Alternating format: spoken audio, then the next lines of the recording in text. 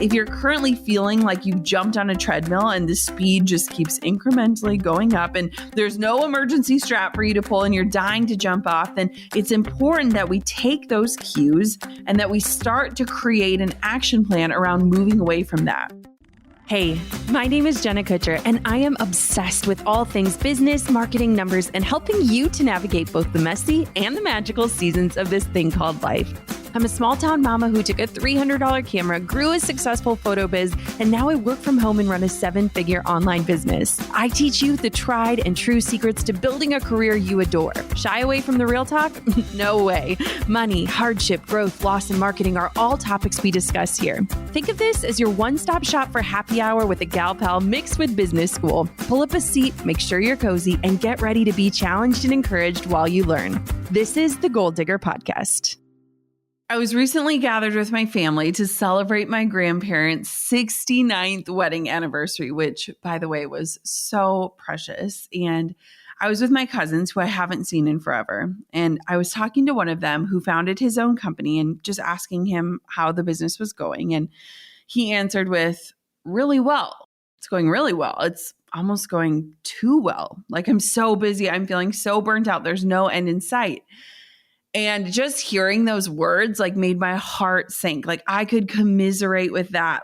Recalling a season of my own life where I was knee deep in the wedding season and I felt like I wasn't going to make it. Burnout is a thing, whether your business is too busy and booming or you're stressed trying to make your ends meet. I heard someone say recently that just because something is common doesn't mean that it's normal. We often use those two words interchangeably when they mean two totally different things. And it actually made me think of burnout, especially in the world of entrepreneurship, because I don't know a single business owner or entrepreneur who hasn't faced burnout at least once in their careers. It's a terribly common experience among entrepreneurs, but I don't think that we should accept it as normal. When I left my cousin, I told him, make a template response for when people reach out and you don't have the bandwidth to serve them. Like, shut your phone off on the weekends and do whatever you can to protect your peace. You are not a commodity. You are not the measure of your output. And you started your business decades ago to get more freedom, not to lose it all. The truth is, we shouldn't have to reach burnout just to allow ourselves some margin for rest. We shouldn't work ourselves to exhaustion before realizing that there's got to be a better way. So if you've been feeling some type of way lately, know that you're not alone and that although it's common to feel tired to the point of burnout, we do not have to accept it as the norm. First, I'll share some of the most notable signs of burnout in entrepreneurs, and then what we can do to combat it and get back to feeling like our best, most vibrant and alive selves, both at work and in our personal lives too. I'm going to try to speed through these signs because while they're important to take note of and recognize, I don't want to harp on the negative for too long. And then I'll walk you through those tangible techniques for entrepreneurs to combat these signs of fatigue and burnout. So are you with me? Let's dive on in. Something I love about being a podcaster is getting the chance to support my network of fellow creators and business owners. Being Boss, hosted by Emily Thompson, is an exploration of not only what it means, but what it takes to be boss as a creative business owner, a freelancer, or side hustler. Being Boss is another amazing resource for anyone interested in getting inspired and, more importantly, getting started. If you like Goal Digger, trust me, you are going to love Being Boss. Emily even covers topics that are near and dear to our Goal Digger hearts, like taking time off as an entrepreneur and finding vision for your business and life. Listen to Being Boss wherever you get your podcasts. So I was recently texting with a friend of mine who is on a health journey, and she's also a super successful entrepreneur. And she sent me a photo of a cortisol test. And if you don't know much about cortisol, it's the stress hormone that we hold in our bodies. And for me personally, after our second miscarriage, I too had tested my cortisol. And needless to say, it was through the roof. And this physical manifestation of how I was feeling in my personal life and in my business life, which was entirely stressed and anxious and exhausted. I had to do a lot of work, both personally and professionally, in order to support my body and my hormone levels, and especially my cortisol. And as I was texting my friend, we were talking about our cortisol glow ups. We recognized how much our bodies can react to being burnt out, and more so, how often we ignore the signs. We ignore our bodies and we just operate from this place that tells us, well, the way that we're feeling is normal. Everyone does this. Entrepreneurs inevitably carry this heavy load of responsibilities and pressure. And it doesn't just affect our mindset or our mental health. Like, burnout can affect everything from our physical health to our mood to our relationships. So much so that the World Health Organization called it a syndrome conceptualized as resulting from chronic workplace stress that has not been successfully managed. That's how they described it. It listed 3 main symptoms for burnout, which are: first, feelings of energy depletion or exhaustion; second, increased mental distance from one's job or feeling negative towards one's career; and lastly, reduced professional productivity. The Harvard Business Review reported that burnout can lead to job dissatisfaction, absenteeism, inefficient decision-making, depression, and heart disease. I don't know about you, but as the leader of a business, we can't really afford to be inefficient with decision making or absent for large periods of time. And we certainly cannot afford risking our physical and our mental health. The same article states that entrepreneurs are more at risk of burnout because they tend to be extremely passionate about work and more socially isolated. They generally have limited safety nets and operate in high uncertainty. So because of all these factors, a study found that 28% of founders feel moderately or strongly burnt out. That's almost 1 in 3 of us.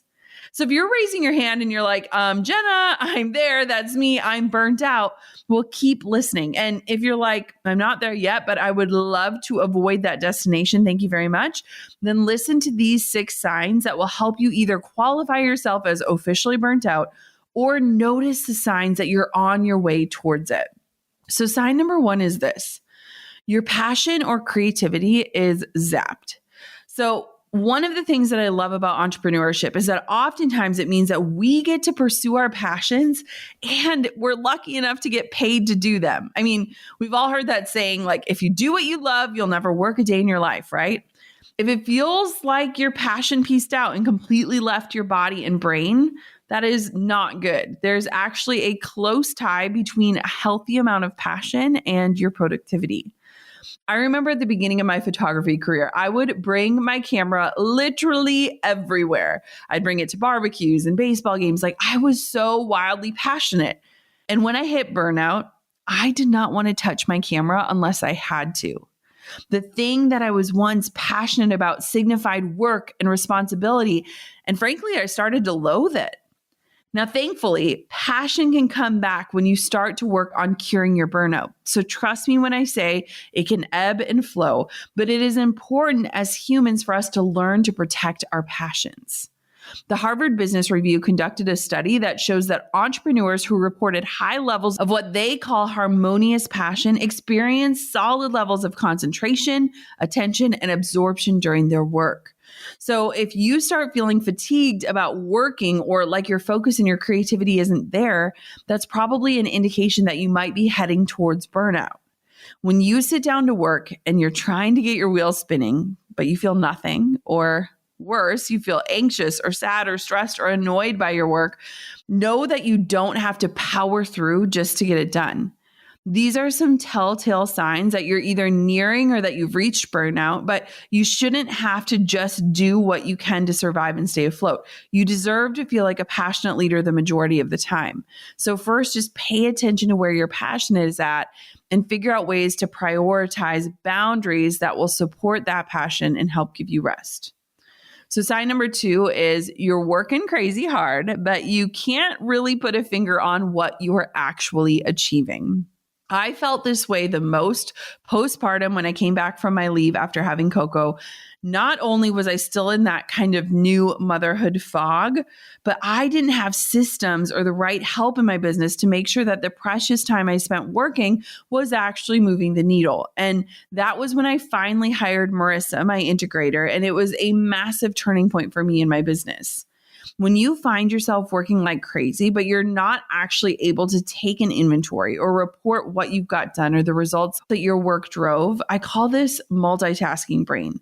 It's kind of like pregnancy brain, but instead of forgetting where you put your keys 57 times a day, you can't quite distinguish what you're spending all of your time on at work. And in fact, you can't really tie your hard work to results or figure out how to stay focused on important tasks whatsoever.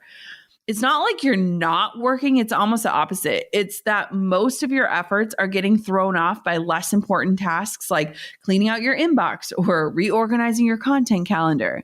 And while you feel busy, you're not really moving much of anything forward. And so it's easy to always feel behind and frazzled. You attempt to multitask to get more done, and you only end up sidetracked, frustrated, and even more tired than before. This is an approach that keeps your time occupied, but isn't exactly productive or sustainable. Sign number 3 is that your body is signaling that it is tired. So I feel like when people respond with the words, "I'm tired," we just kind of laugh it off because, I think if we're all honest, we're all a little bit tired. But when I look at my life during my wedding photography days, I was tired at a different and unhealthy level. Like I required a nap every single day. I wasn't functioning well. I didn't have energy. I wasn't sleeping well. My life looks a little bit like that these days, balancing this whole motherhood pregnancy journey, but it's different. It feels totally different. And our bodies, when we're doing these types of things, are trying to communicate to us. And a lot of times we stink at listening to our bodies. So get this, according to Psychology Today, one of the main signs of burnout is chronic fatigue.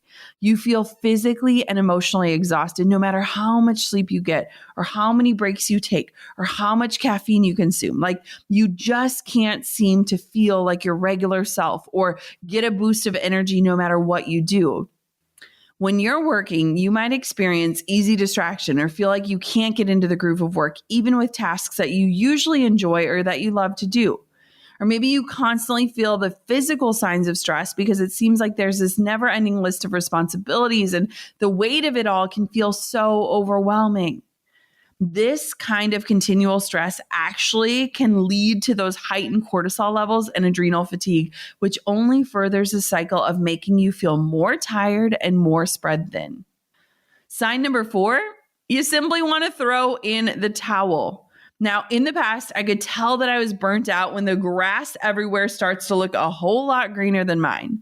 As entrepreneurs, we can carry so much responsibility and pressure, which at times can get to be too much.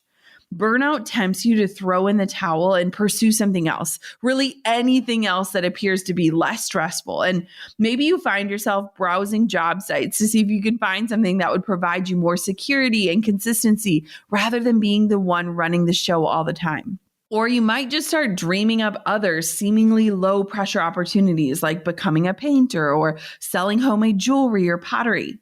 By the way, I'm not saying those jobs don't have their own set of pressures or stressors, but when you're burnt out, I know for me that so many other opportunities become tempting and appear shinier than what's currently on my plate.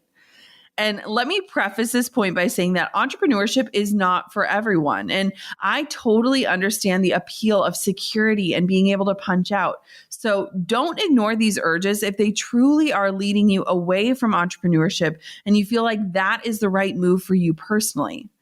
I always remember when Nastia Lukin came on the podcast and she was sharing that on the days that she wanted to quit gymnastics, her parents would tell her that she had to quit on a good day. She could never quit on a bad day because bad days come and they go. And they knew how passionate she was, even on those days that she had a bad day and was feeling burnt out. So I always remind myself, like, if you're going to quit something, quit on a good day. Make sure that it's not just this day or these circumstances or this stress that is telling you to quit.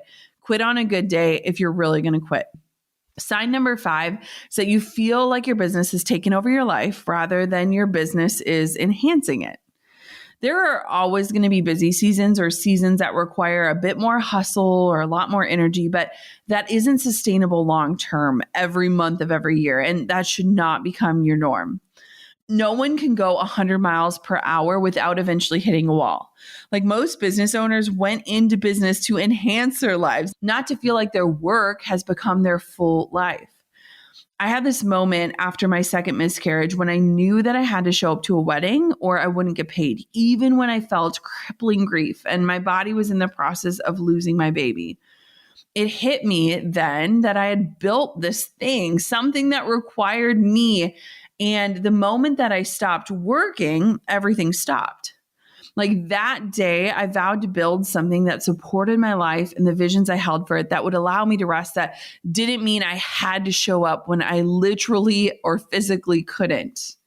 For me, flexibility and freedom to spend my days as I wish is the absolute best part of running my own business. But in seasons where I've been burnt out, I don't feel like I'm free or flexible at all. And maybe you can relate. It can feel like your business is running you rather than you running it. And most of us didn't leave our regular 9-to-5 jobs to then work 60 or 70-hour weeks on a regular basis. So if you're feeling like you are chained to your laptop or you can't get away from your email or your to-do list or responsibilities for more than an hour or two at a time, it is likely that something's got to change so that you don't run yourself into the ground and reach a state of complete exhaustion and unhappiness. All right, sign number 6 is this: you have zero boundaries. Hi, it's me. I was the girl who handed out her phone number, got pings and dings all hours of the night. I literally slept with my laptop on my nightstand, and I didn't leave my house without it to make sure that I was always available and accessible. Maybe you feel that you work at all hours of the day. Maybe you never rest or sign off or log out. Maybe notifications are adding stress and anxiety, not delight. And maybe you always respond regardless of when they come in. Maybe you feel like you need to answer everyone right away or else the business is going to fall apart. Maybe you are believing that lie that you have to be available and accessible in order to be successful. There is actually such a thing as being too passionate about your business. The Harvard Business Review said that in the same study that I mentioned earlier, they call it being obsessively passionate. And these entrepreneurs are identified by being driven by more pressures and outcomes like social acceptance and status and financial gain than other things like contentedness and serving others well. Even though they don't lack passion by any means, that ironically means that they perform less effectively because they're too concerned with being on all the time, all hours of the day, in order to gain more status or money or accolades in the long run. This is something that I've had to work consciously at over the years to break and relearn. And thankfully, I've been able to do it. But I do catch myself sometimes getting so excited and so obsessed with something that it can feel all-consuming.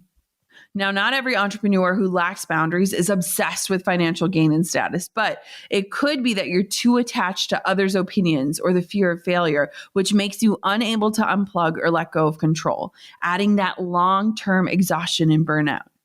The Harvard Business Review says that despite their qualifications, those who are obsessively passionate reported a lack of focus and a difficulty in balancing other roles and responsibilities outside of work. We've been through so many adventures together, from the first episode to now over 500 episodes. Growing the Goal Digger podcast, I can't help but see the similarities between how I grew up too.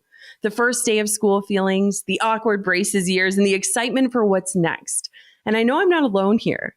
Growing a business takes a lot, and a HubSpot CRM platform is here to help your business grow better.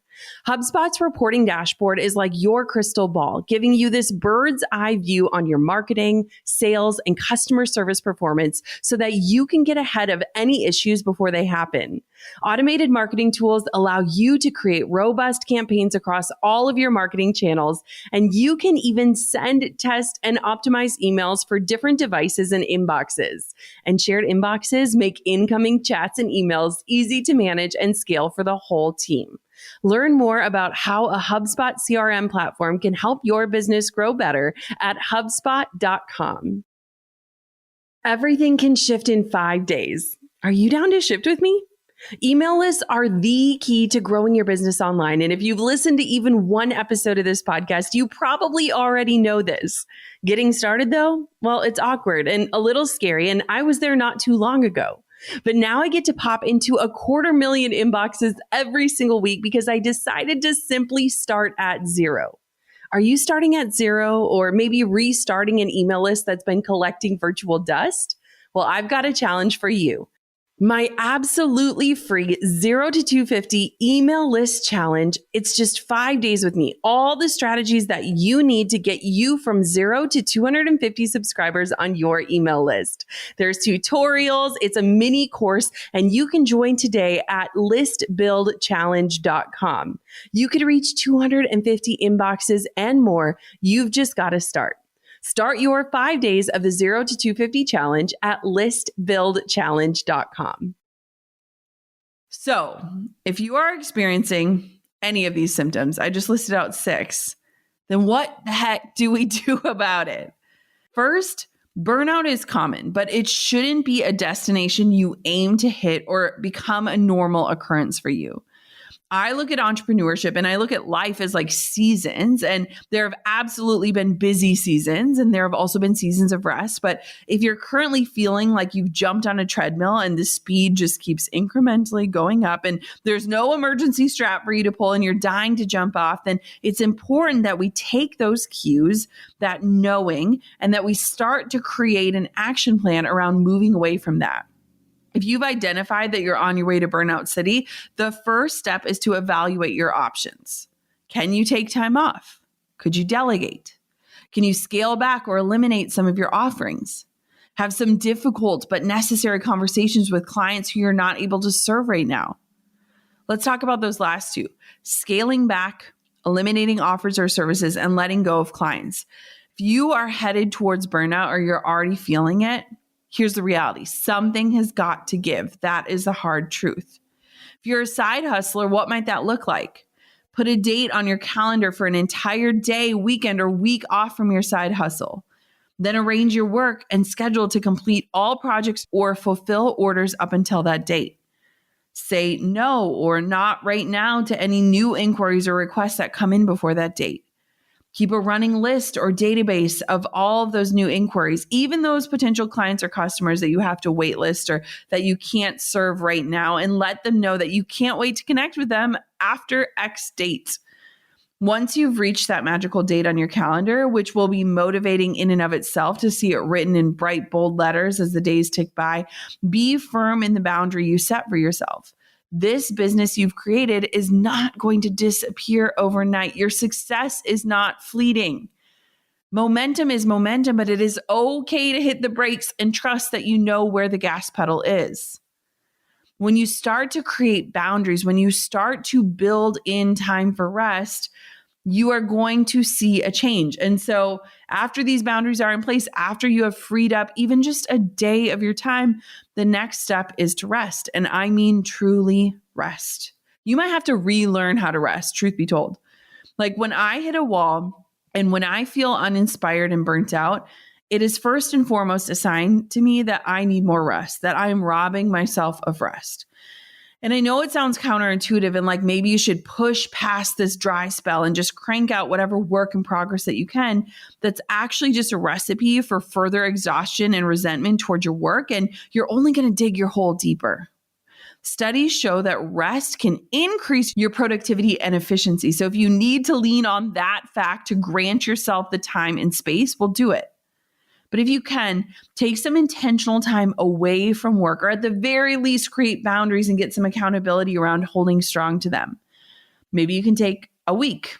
Maybe you can afford only a day or an afternoon. Maybe it's as simple as logging out of email, shutting off phone notifications, and leaving your phone in the other room. The time itself doesn't matter as much as how you spend it and how it replenishes you. Let me also tell you that rest takes work, especially if your tendency is to be working all the time. I used to tell myself that I was just a human that wasn't capable of rest. But the truth was, I really had to relearn. Like I had to train on how to rest and figure out who am I outside of my work or the output that I create. Think of a vacation. And if you're struggling to remember the last one you took, this might be your sign that you desperately need one. But think of how on vacation, it feels like you finally find your groove. You collect your bearings right as you're about to head home. For me, resting takes conscious effort, but it is worth it. And I have to remind myself to slow down, to not be productive, to do things for the sake of play, to sign out, to not feel pressure to post or update or send that text message. Like, it's important for me to fully disconnect from work time and time again, and to turn off my Slack and to turn off my email and to get out into nature and to spend time with my family disconnected from technology. And maybe these are things you haven't done lately. I want for you to do something that brings you joy. I want for you to experiment and explore and discover and fully unplug from work during your break time. And then, just as importantly, before you start work again after your period of rest, I want for you to spend some time simply dreaming, evaluating, looking at, is what I'm about to do aligned with the values that I say I hold for my life? Like, I know it might sound silly, but so much of our passion comes alive when we feel like we're pursuing something more meaningful than what can feel like mundane, daily, those nitty-gritty tasks. We need to stay connected to a purpose deeper than the daily grind. So my challenge for you is to sit down, take 30 minutes to an hour to just reflect on what's been going right. What things need to change? What do you want your days to look like? What would make you feel more alive and inspired and rested on a regular basis? Maybe it's taking an hour to journal and enjoy your coffee in the mornings before jumping into work. Maybe it's configuring your week so that you can take Fridays off as a rest day. Observe what you really want and need. Like, listen to your body, listen to your heart. Write down those steps that it would take for you to get there. I find that my creativity and my passion is at its best when I have the margin to rest, when I have space to dream, when I feel like my mental and my physical health are well taken care of. In other seasons of running a business, especially early in my entrepreneurship journey, my periods of burnout often stemmed from feeling like all the weight of the responsibility was on me. When I was a photographer, I was a one-woman show who had to be working and booking clients in order to maintain my income. And that's great for maybe a year or two, but the long hours and the constant pressure to work more gets to be a lot over an extended period of time. If you're a solo entrepreneur or a service provider in a similar role, I bet you know what I'm talking about. I encourage you to find small ways to begin building out passive income opportunities so that your revenue doesn't 100% rely on you showing up and being on all the time. Because let's be honest, it's plain out exhausting. You will land in a state of burnout. Maybe you could partner with a brand and become an affiliate for their products. Or could you create some sort of digital offer or physical product that your current client base or audience would be interested in? If you're a designer or a writer or another service provider, would it be beneficial to build out a team that allows other people on that team to share some of your client workload rather than you having to carry it all alone? One last thing for my side hustlers feeling burnt out. Maybe it's time you examine the possibility of taking your night and weekend project into the daylight hours as your full-time gig. Just a thought, we have some resources on the Goal Digger podcast to help you think and plan through that leap, but maybe you're feeling burnt out because you're doing too much or you're burning the candle at both ends. Maybe it is time to invest in yourself and your future in a different way. The thing is that I know that burnout can feel like it's time to up and quit, or it can feel like it's never going to go away.